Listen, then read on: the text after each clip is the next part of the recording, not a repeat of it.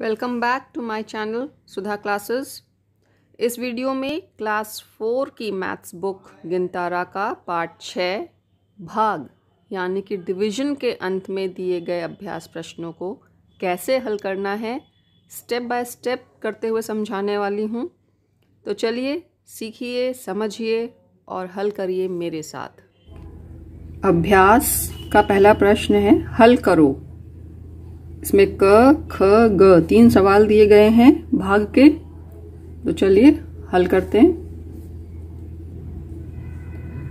क है 56,781 में भाग देना है 13 से। ये भाग का चिन्ह है तो हम इसको लिख लेते हैं इस तरीके से, भाजक को यहाँ पर और भाज्य बीच में। अब हम 13 का पहाड़ा पढ़ेंगे कि हमें 56 के बराबर या इससे छोटी संख्या मिले। 13 चौको 52, 13 पंजे 65। तो 52 छोटा है तो हम यहाँ 4 से गुणा करेंगे 13 को, यहाँ लिखेंगे 52।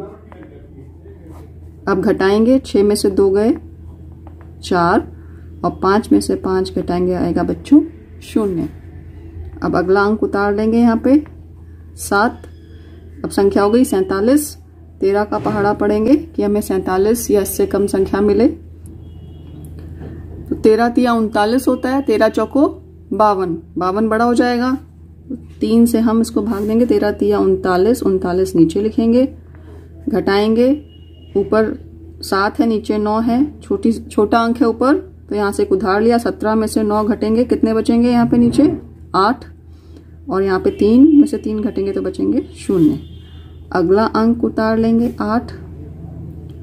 अब हमें चाहिए 88। 13 का पहाड़ा पढ़ेंगे, 13 सत्ते 91 हो जाता है, बड़ी हो गई संख्या तो 6 से गुणा करके देखते हैं। 13 छंग 78, 13 छंग 78, यहाँ नीचे 78 लिखा, घटाया, 8 में से 8 गए 0, 8 में से 7 गए 1। अब अगला अंक नीचे उतारेंगे जो कि आखिरी अंक है संख्या का 101। तो 13 छंग 78, 13 सत्ते 91, 13 अट्ठे 104। 104 बड़ी संख्या है 101 से, तो यहाँ पे हम 13 सत्ते 91 इसके नीचे लिखेंगे, 1 में से 1 गए 0 और यहाँ है 0, यहाँ से उधार लिया, 10 में से 9 गए 1, तो हमारा शेष फल बचा 10।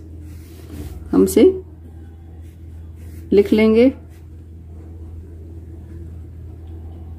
भागफल 4367, शेष फल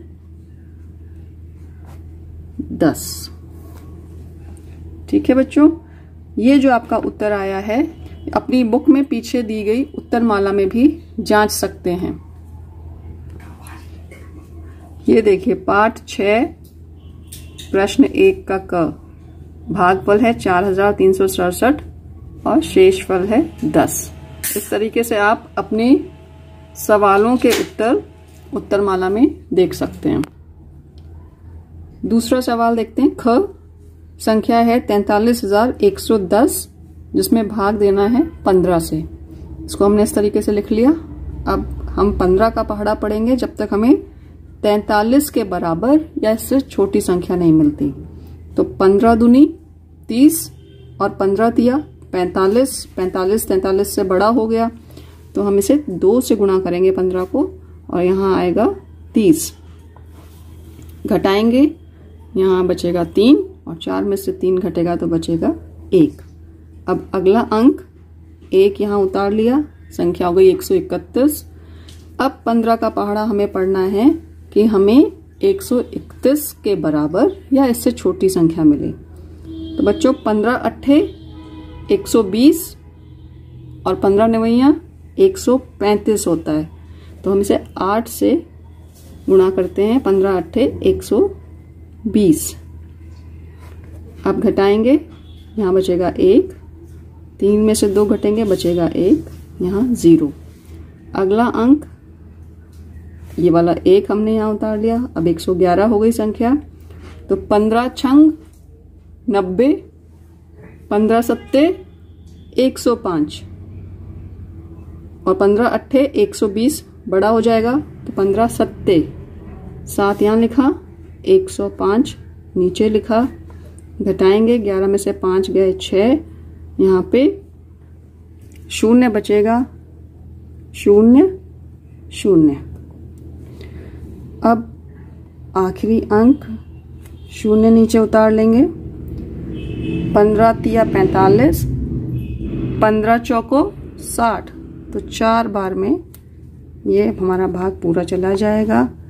यहाँ पे आप घटाएंगे तो आपको मिलेगा 0। पूरा पूरा भाग हो गया, शेषफल 0 बचा है। तो हम यहाँ लिख लेते हैं इसका उत्तर। भागफल है हमारा 2874। अब इसके लिए आपको पहाड़े एकदम अच्छे से याद होने चाहिए, तब आप ये भाग के सवाल फटाफट कर पाएंगे। पाठ 6 का ख, भागफल है 2874, शेषफल है 0। ठीक है। अब अगला सवाल देखिए। अब अगला सवाल है 43,028 में भाग देना है 30 से। तो हम पहले इसको 30 को 2 से गुणा करके देखते हैं। अगर हम इसे 2 से गुणा करेंगे तो 2 तिया 6। तो 2 से अगर हम गुणा करते हैं हमें 60 मिलेगा, जो कि 43 से बड़ी संख्या हो जाएगी। तो हम इसे 1 से गुणा करेंगे। 30 घटाएंगे, 3, 4 में से 3 गए 1। अगला अंक 0 नीचे उतारेंगे। अब ये हो गया 130। अब 30 को अगर हम 3 से गुणा करेंगे तो हमें क्या मिलेगा, 3 त्रिका 9, 90। 4 से करेंगे तो 4 तिया 12 होता है, 120 हो जाएगा। 5 से करेंगे तो 5 तिया 15, 150 होगा, जो कि ज्यादा होगा। तो 4 से इसको हम भाग देंगे। 30 चौको 120, यहाँ लिखा 0, 3 में से 2 गए 1, 1 में से 1 गया 0। अब अगला अंक उतार लिया 2। फिर से देखते हैं। 30 दूनी 60, 30 तिरका 90, पीछे लिखेंगे 30 चौको 120 हो जाएगा, जो कि बड़ा है।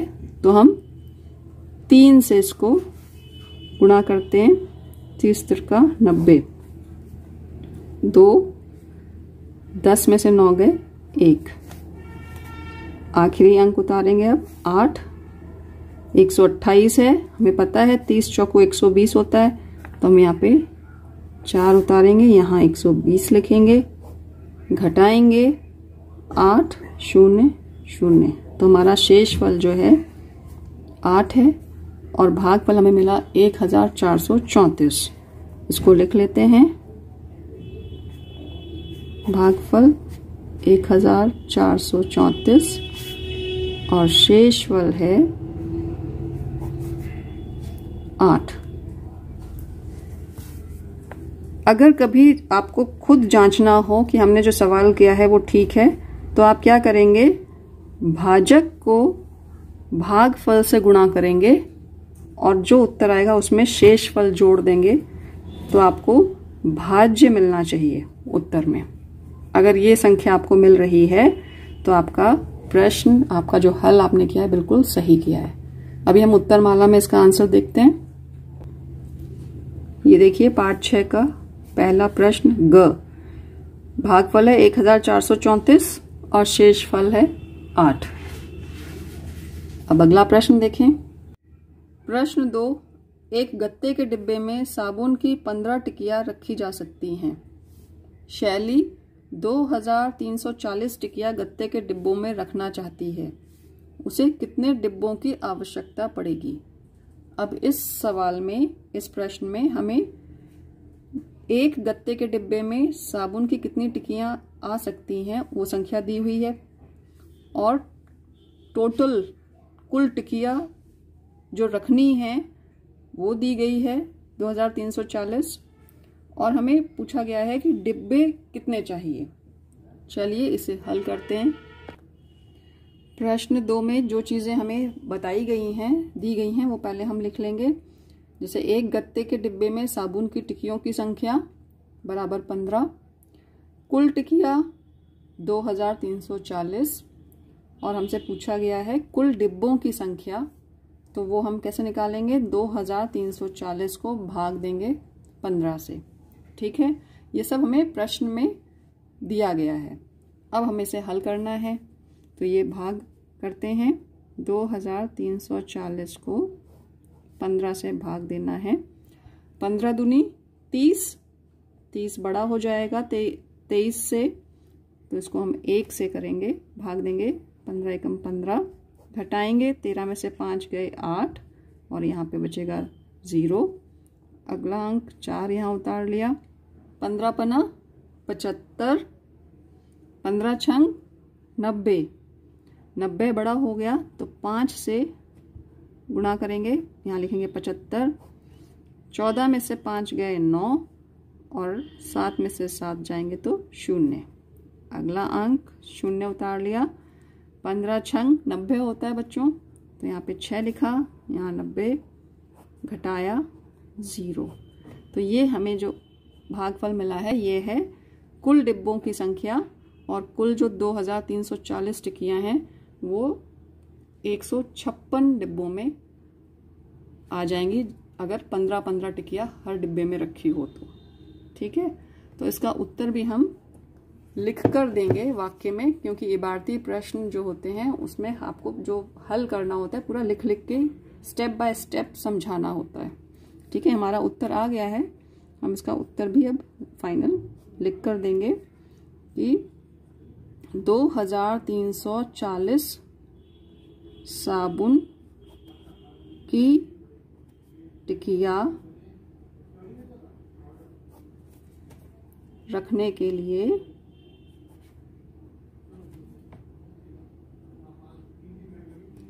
156 गत्ते के डिब्बे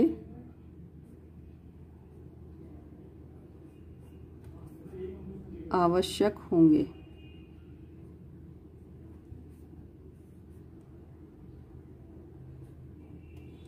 ठीक है बच्चों,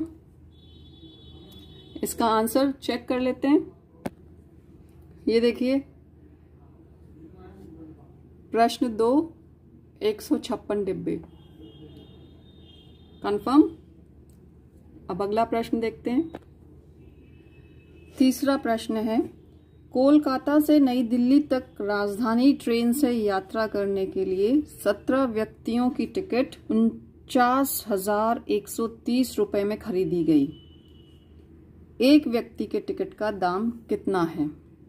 तो इसमें हमें बताया गया है कि 17 व्यक्तियों की टिकट 49,130 रुपए में खरीदी गई है और हमसे पूछा गया है कि एक व्यक्ति के टिकट का दाम कितना होगा। तो इसका हल निकालें। सबसे पहले हमने लिख लिया जो भी हमें प्रश्न में दिया गया है। हमें दिया गया है 17 व्यक्तियों की टिकट का मूल्य 49,130 रुपए, हमने लिख लिया। एक व्यक्ति के टिकट का मूल्य पूछा गया हमें निकालना है, वो भी हमने लिख लिया। कैसे निकालेंगे? 49,130 को 17 से भाग देंगे तो हमें एक व्यक्ति के टिकट का मूल्य मिल जाएगा। तो चलिए भाग देते हैं। 17 का पहाड़ा पढ़ना है कि हमें 49 के बराबर या इससे कम संख्या मिले। तो 17 दूनी 34, 17 तिया 51, 51 बड़ा है तो हम 2 से गुणा करेंगे 17 को और यहाँ लिखेंगे 34। घटाएंगे, 9 में से 4 गया 5, 4 में से 3 गए 1। अब ये अगला अंक 1 है, ये यहाँ उतर जाएगा। अब नीचे संख्या है 151। अब 17 का पहाड़ा पढ़िए। 17 अट्ठे 136, 17 नवैया 153, 153 बड़ी संख्या हो गई तो हम इसको 8 से गुणा करेंगे 17 को और यहाँ लिखेंगे 136। घटाएंगे, 11 में से 6 गए 5, 4 में से 3 गए 1, 1 में से 1 घटेगा 0 बचेगा। अब अगला अंक है 3, 3 यहाँ उतार लेंगे। अब 153 आ गया तो 17 नवैया 153 होता है, 153 हमने लिख दिया। अब अगला अंक है यहाँ पे 0, ये 0 3 घटाएंगे तो 0 बचेगा, नीचे शून्य, ऊपर भी यहाँ हम शून्य लगा देंगे। तो हमें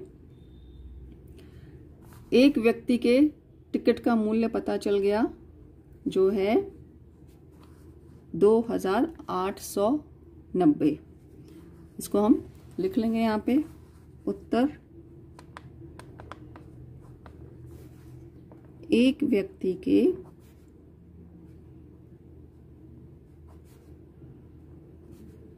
टिकट का मूल्य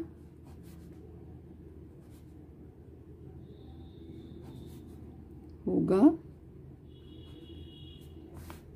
2890 रुपए। इसको भी आप उत्तरमाला में देख सकते हैं। ये देखिए प्रश्न 3, 2890 रुपए। ठीक है, मैं आपको बार बार प्रश्न हल करने के बाद उसका उत्तर उत्तरमाला में दिखा रही हूँ, जिससे कि आपको भी आदत पड़े कि आप कोई भी प्रश्न जब अपने आप हल करें तो उसका उत्तर उत्तरमाला में देख लें, कंफर्म करें और फिर आगे बढ़ें। अगला प्रश्न देखते हैं।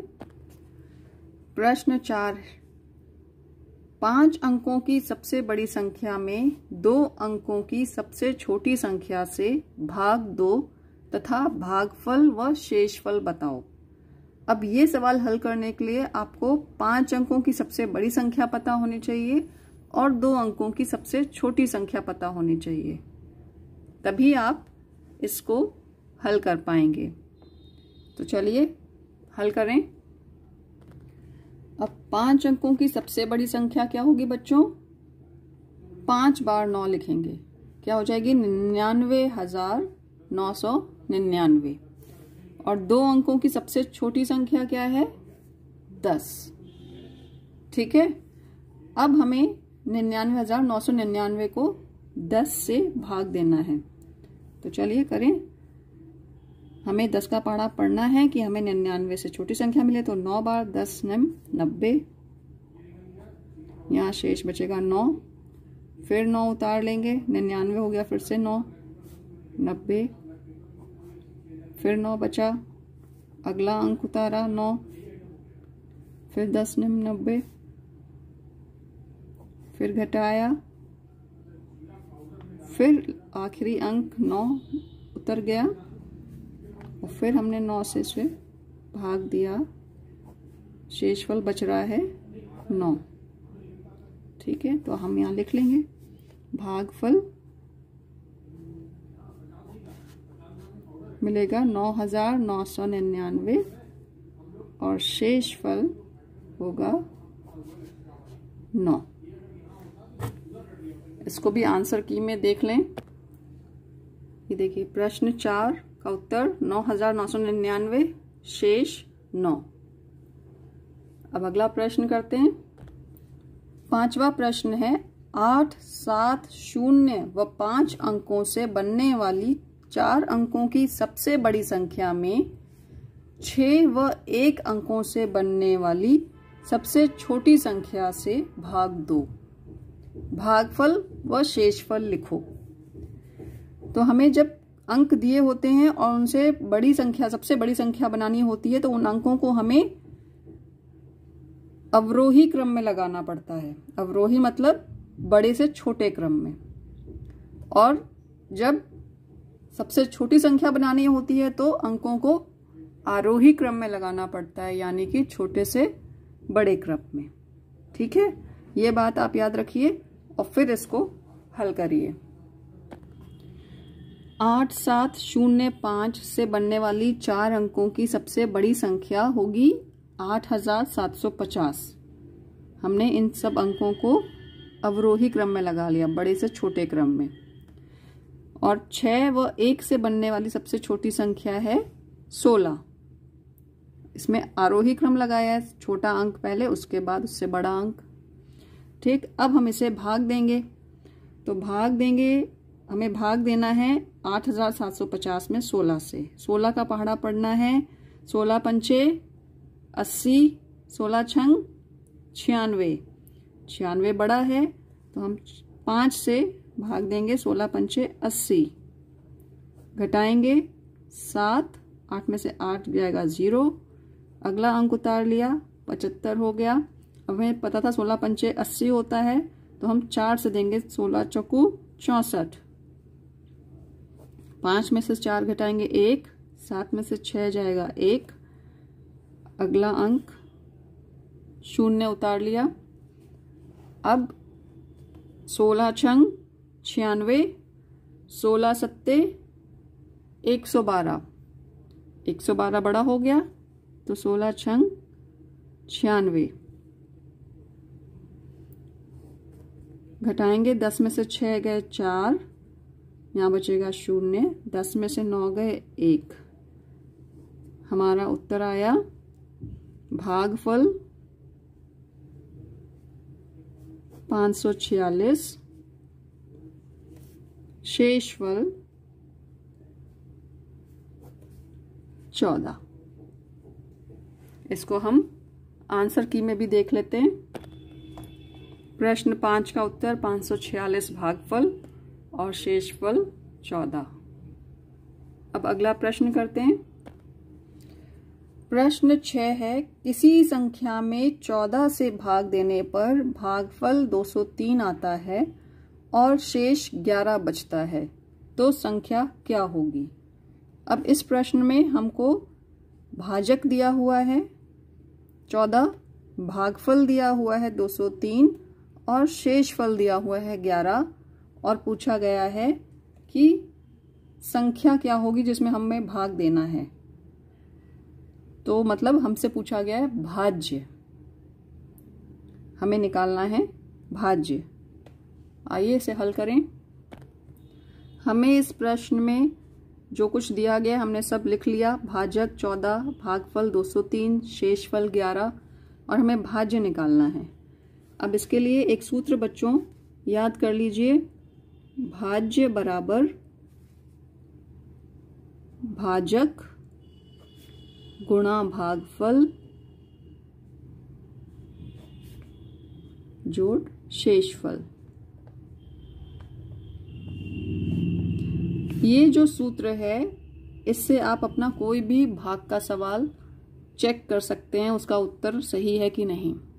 अब इनकी संख्याएं लिख लेते हैं। भाजक 14, भागफल 203, शेषफल 11। अब इसे हमें हल करना है, तो यहां कर लेते हैं।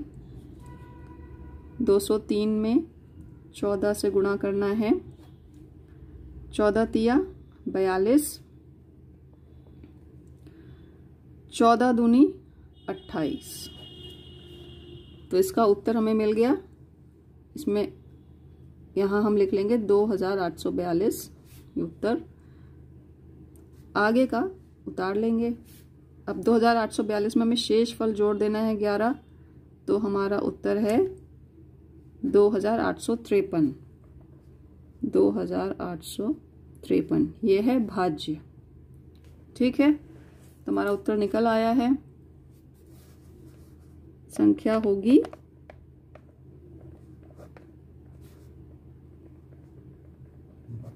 2853।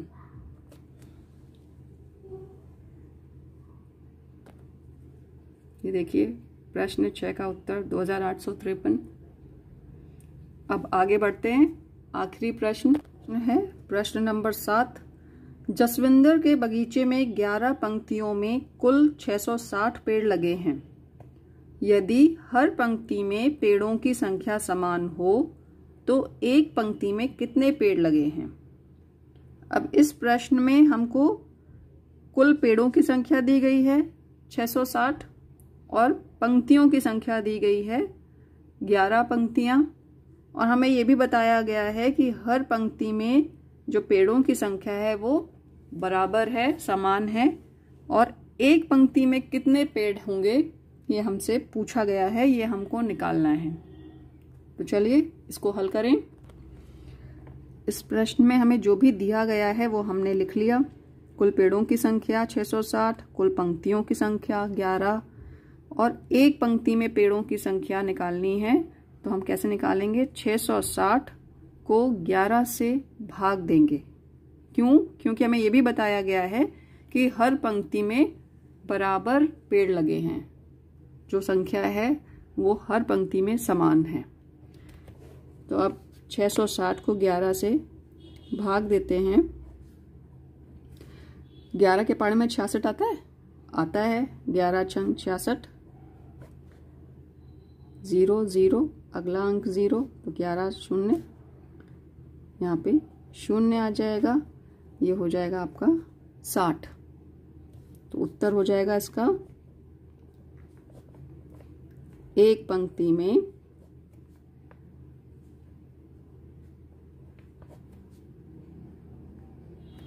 पेड़ों की संख्या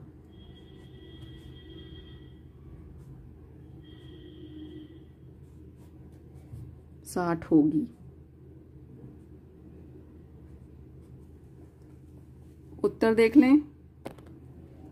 ये देखिए प्रश्न 7, 60 पेड़ कंफर्म है।